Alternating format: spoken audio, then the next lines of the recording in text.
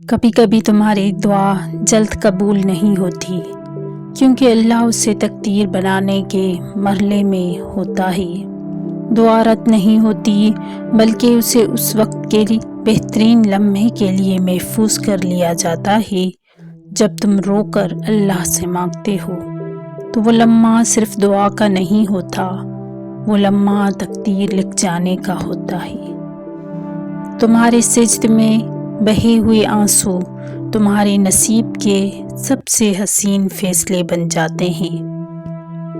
اللہ تاخیر نہیں کرتا، وہ تمہاری دعا کو مکمل کہانی بننے کا وقت دیتا ہے۔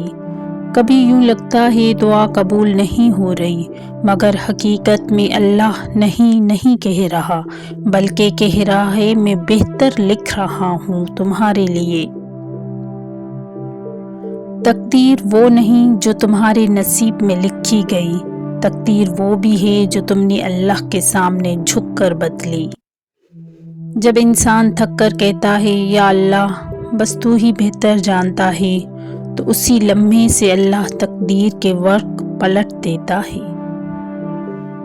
اللہ کبھی خالی ہاتھ نہیں لوٹاتا، بس کبھی ہاتھ میں تحفہ دیتا ہے اور کبھی صبر جو خود ایک عظیم انعام ہے۔